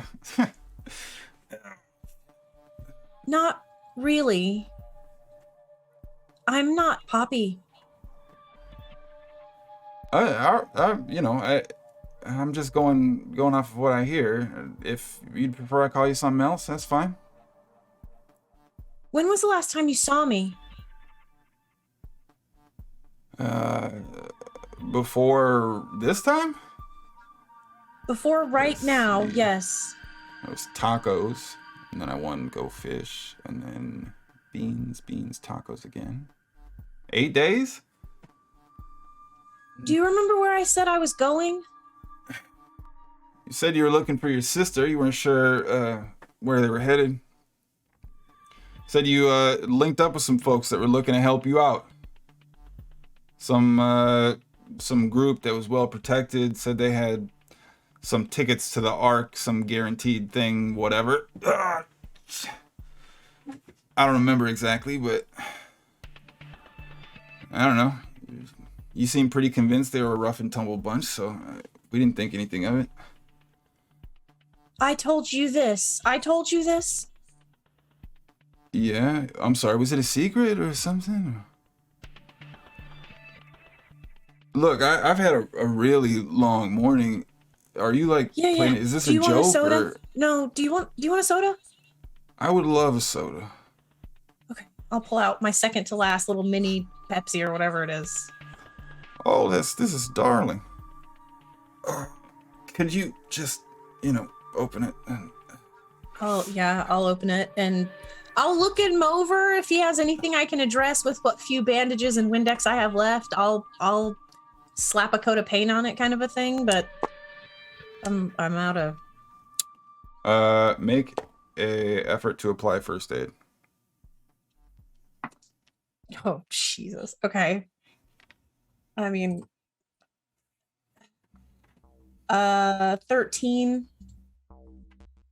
So, especially having a very quick and growing familiarity, you can quickly discern as you check the side that Operative Sexy is holding. This is not a gunshot. You see a scratch, some kind of definitive slash-based wound along his rib cage. How's it look? Did they get me? It doesn't look good. How do you feel? Well, I mean, I feel like 10 pounds of shit crammed into a 5-pound bag. How do you feel? Okay. Just, I'm gonna bandage it up and not say anything. I'm gonna bandage it up and not get too into it. Thank you. I appreciate it. Oh. I appreciate that. I didn't find an exit, and it was just on the top layer, so I think it went straight through, just along the edge. I got lucky. Thank you. I mean, it didn't go well, but it didn't go not well. I feel like it went pretty not well. Oh.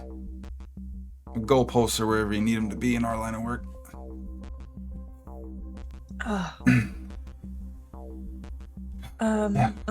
Okay. Mama ever bring you that Tylenol? I'm getting a headache. Maybe just rest for a sec. I'm gonna make my way to the cockpit. Yeah. Good idea. Good idea. And you see Sexy lean back, placing his head up against the passenger wall. And as soon as I get up there, I'm gonna, if I assume Mama is awake. Is Breaker awake? Yeah, they're both flying. Okay. Oh, okay. Gotcha. I'm gonna just tap Breaker on the shoulder. Hey, what's up? We have a problem. No, we're good. We gotta land in about 45. 45 minutes? Yeah, we're gonna be low on fuel. I got us charted. We should be all right. And you see both of them continuing to try and remain somewhat focused and dialed in. And what's wrong? What is going on?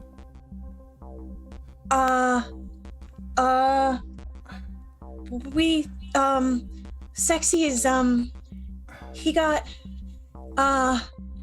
he's not shot. He's not with, it's not a bullet, it's a scratch. It's a I think he might be I don't know. You see Mama and Breaker both look at each other. I'm going to say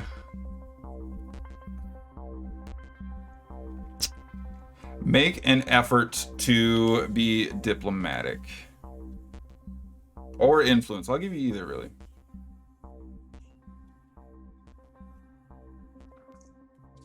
Three. Okay. You see Breaker and Mama exchange a glance. We landed 45.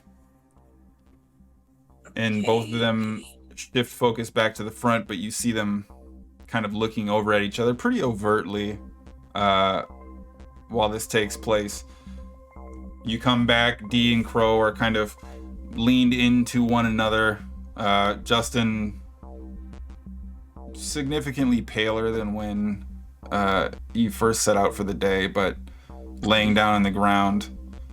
And Operative Sexy kind of just staring out the open door. After some time goes by, you sense your elevation shift. Everybody but Justin sort of shifted awake due to the change in elevation alone, with Justin following probably somewhat behind that before you hear the propeller blades begin to spin down slowly. A much softer touch, a much more delicate landing. Breaker and Mama both take the headsets off. Just hit a refuel, that's it. As soon as we load up, back in the air and we're en route. Okay? Everybody understand? Fuel? Yeah. And airborne. All right. Me and Mama are going to move to the pumps. You're going to have 10 minutes. If you're going to go scavenge, if you're going to try and collect anything, do it quick and be back within 10 minutes. Do you understand? Yeah. Rose, would you help me and Mama out? Justin, maybe you just take it easy. We'll be back with fuel.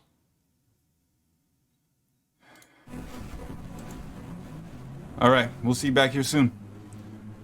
And Breaker and Mama begin to move down this small runway, almost like a gas station for airports that has this huge alcove cover, but nothing that resembles sort of fuel pumps immediately available as they begin making their way towards a large beige-colored hangar. Broken and destroyed windows on some of the periphery and exterior of the building. It's not very far away, having set down relatively close but devoid of any immediate overhead structures. Mama throwing her shoulder into a door, looking to smash it open before you see them both eventually disappear within, looking to Rose following closely behind them. You see Breaker hold the door waiting for you to come in. And as soon as you enter in, he shuts it quickly.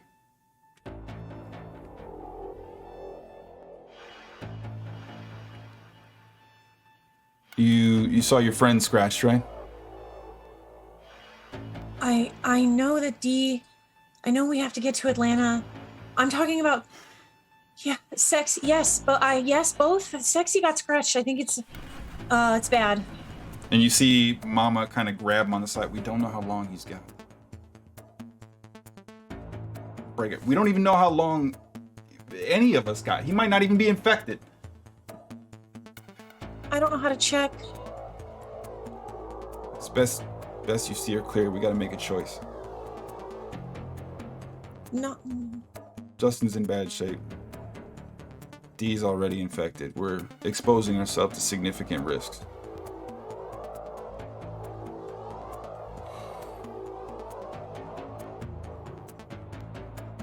Well, I don't think we can leave him behind. I'm not gonna do that. You see Mama kind of pipe up again. You're risking the mission. A much greater good. It's gonna help way more people. You can't risk it. We're already risking it. Yeah, I don't want to do it either. But if he turns mid-flight, who's gonna deal with it? What if it brings down the chopper? And you see them both look to you, Rose. We don't have a central command anymore. Justin's on his last leg. Dee's already infected, and Crow's a wild card outside of Dee. Okay. We need a tie-breaking vote, Rose. What? If we bring Sexy with, and he turns, it could be everything. But if he's not infected, we're leaving him here on his own.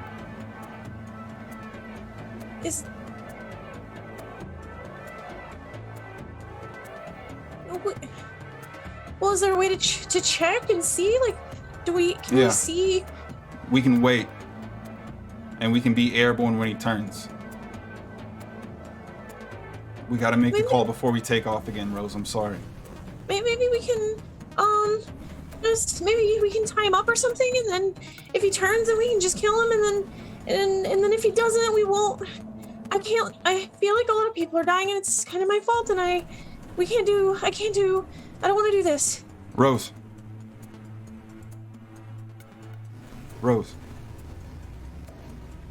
Don't make me choose. Please don't make me choose. You don't need to choose. You just have to hear what we're considering and figure out who you agree with. I'm sorry.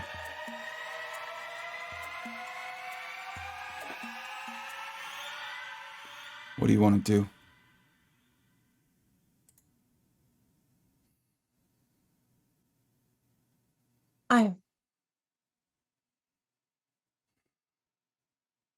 I'm not leaving Justin. We can't leave him here. And Sexy?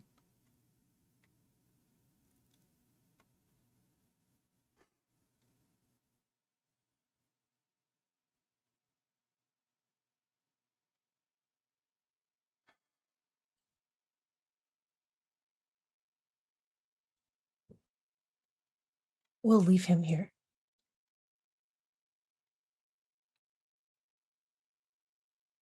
She's right.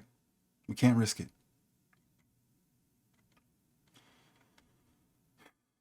We'll come back after we get the synthesizer, and we will still have time to patch him up, Breaker. Come on. We need to get fuel.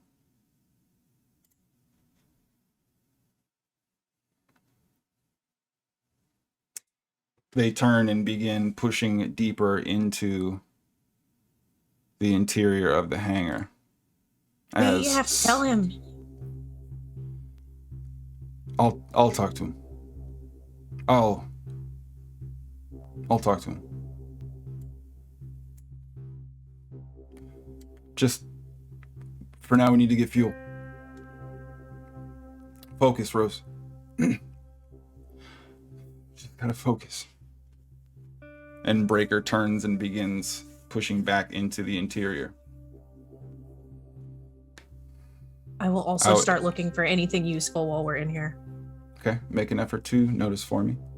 Out in the helicopter, Operative, Sexy, Justin, D, and Crow all saddled in. Got about a half mag. What do you have left in yours? We're looking at a pair of rounds to reach out and touch somebody with at this point. I think I still have one 50 cal round left, according to my count, and I do still have the 9mm that Daisy had. D, can you hang tight? Keep an eye on Justin, make sure he doesn't, I don't know, whatever, you know? Sure. I'm not going anywhere. Yeah, I'm pretty confident that he's. She's staying here is for you, boss. Crow, I just would like to move with some backup if that's all right with you. Yeah, not a problem. Just see what we can scavenge quick and won't make a big deal out of it. Just grab what we can. Come on. And Sexy begins moving to the opposite side of the field, one of only 2 hangars in this relatively small strip. Carrying the rifle mostly slung, kind of casually moving forward. So about that firefight. It's pretty well.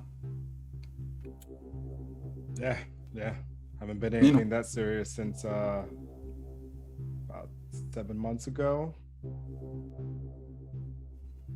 Interesting. Okay. Maybe we just talk about the weather or something. You seem more dangerous than I'd like, if I'm being honest, but we're here for each other, and I suppose that's enough. You two eventually find your way towards the interior hangar. And you see Sexy stop, looking directly inside the door towards the central portion of the hangar. What the fuck? And as you step in behind him, you see this 2-seater helicopter. This relatively quick, more war-oriented type of attack chopper sitting in the central portion of this hangar. The rails suspended from the bottom attached to these small slides. This thing has been pushed back into the hangar itself. An attack chopper. Now, I'm not a pilot, but I feel like we could use this. And he kind of turns around to look at you, Crow. I don't suppose you're a pilot, are you? That is not within my particular skill set. Well, shit. I mean, I could sit next to Breaker in the helo over there, and he could tell me which way to push the buttons and stuff, and then Mama could fly this. It's probably fine, right? Maybe it's not important. We just need to get there, I guess, right? I don't know. Whatever. We'll ask Mama. I'll talk to her as soon as she gets back, and we'll see what she's got to say. Crow, make an effort to notice, please.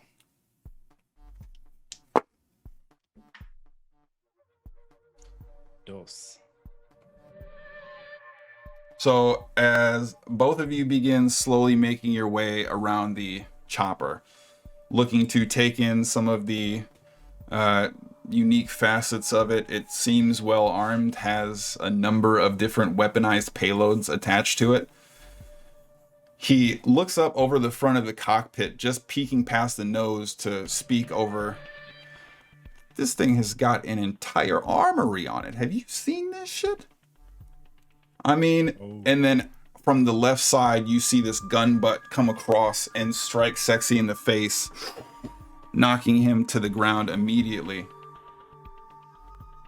And a pair of tactical boots and tattered jeans beginning to shift around, just barely visible from the front underneath the helicopter, but remaining hidden behind the nose, seemingly leaning against the opposite side of it. Hey, Crow. How you been? Hey, hey there, Jest. Yeah. Been better. How about you? Oh, you know, feel like recently my life's just full of betrayals, you know? Having a rough go of it myself. A rough go of it. It's pretty rough out there. We actually, from your last message, I thought that you were a goner. Yeah, you know, I thought that myself, actually. You see, I've always been really good at making friends, Crow. Unlike some people I know. What you doing with these little softies out here? You playing big hero? Is what you turn your back on us for? D's been scratched. No, I'm sorry. They might have a way that we can save her. And Well, you know, I will do what I have to save her. yeah. See, the thing is, found my own ticket on board, you know? Got other arrangements made to give me a little spot in the ark. Told you I was good at making friends, Crow. And from behind you, you hear this. How you doing, Judge? And you see Jess begin to slowly step out in front of the helicopter, leaning on the nose, staring across. Meet the judge. Why don't you go ahead and put down that little, oh shit, that is fancy. I gotta give me one of those. But you don't need it for right now, do you, Crow?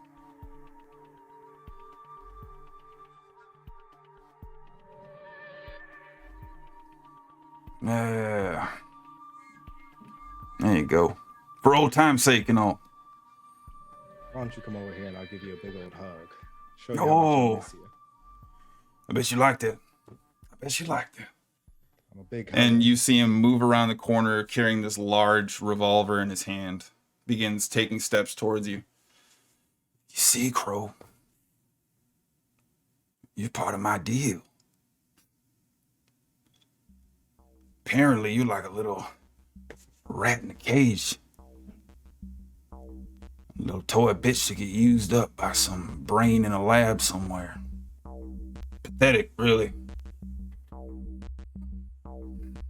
But I'm not gonna worry about hugging you right now. We can reconnect later on. As per usual, you're fucking things up for everyone. I'm not the one fucking things up right now. You're not using your head.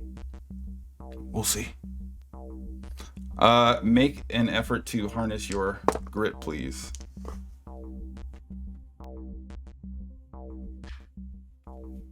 Five. So as you see Jess begin to step in close, you feel this concussive force on the back of your head and immediately feel your eyes drift off. You find yourself drifting into this quick unconsciousness as Jess bends down to stare you in the face. Oh, good night, Crow. As you feel this bag draped over your head. You wake up a very short while later. The sound of a car driving. Your hands now bound and tied. And that's when we picked up our entire new fleet of motorcycles. And you hear, could you shut up? Oh, jeez, man. Just trying to pass the time. I'm not interested in passing the time. I'm interested in doing my job.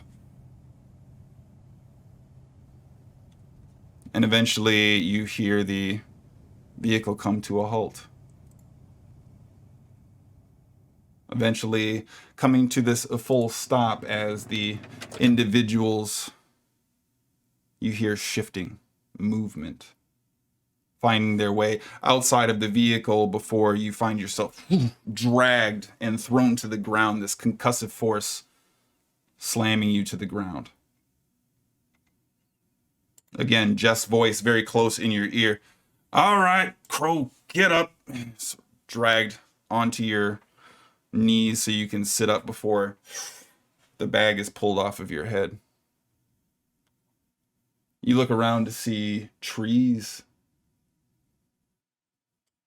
a dirt road with 2 well-worn strips of tire. Not much else in sight. A slight roll and modification to the hills.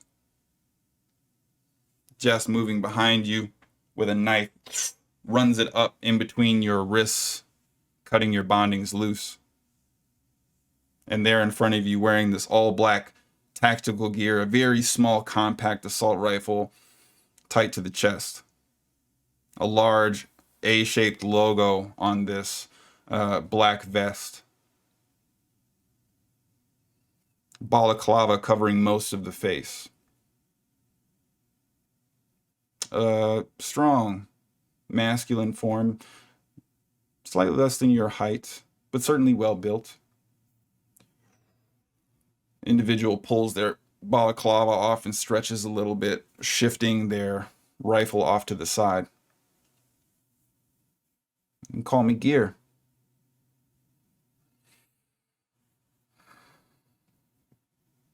Look at us, all one name. Hmm. Like Cher and Beyonce. He turns and moves back to the car, throws a shovel on the ground. Dig. I'm sorry, what? Little hard to hear with all the ringing. One more time, get a little closer.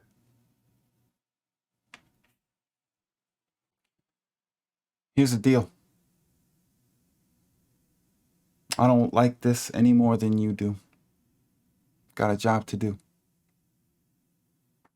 You play ball and I won't go fill your little girlfriend up with holes. Fucking lay a hand on her and I will Mhm. rip your throat I'm out sure. with my teeth. Then fucking do it. You can die here and your girlfriend goes with you, or you can fucking dig. Dig. Grab the shovel. You too. And just, what? It's gonna take him forever by himself. Dig. You Yeah, didn't Jess. say I had to dig. Shut the fuck up and do it. Just like old times, asshole. You see him take a few steps back as Just grabs one of these shovels and begins pushing to dig. The sun relatively high in the sky, the surrounding environment a little bit ablaze with natural elements that you haven't had a real opportunity to even kind of interact with much, this more natural environment.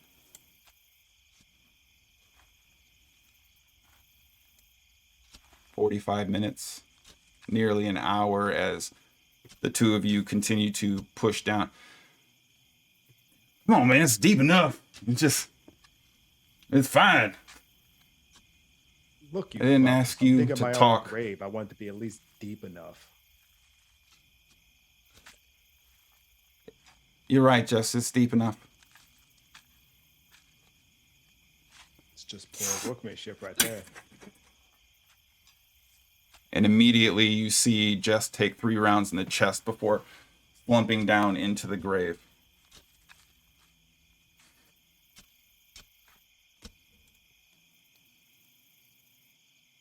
Crow, why do you do what you do? Why do you fight? Why do you hurt things? What do you think makes you good at it?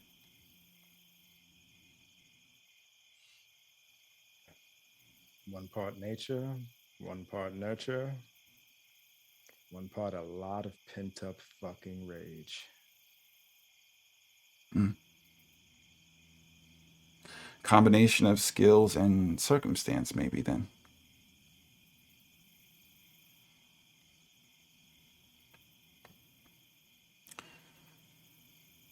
Well, you dug. You didn't give in to the animal clawing at the back of your mind. I don't know exactly what it is, but you have a code and I can respect it. You have my word. I won't touch D. Sanders. Goodbye, Crow.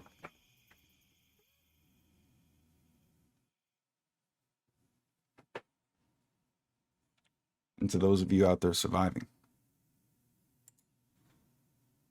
stay safe. Stay alive.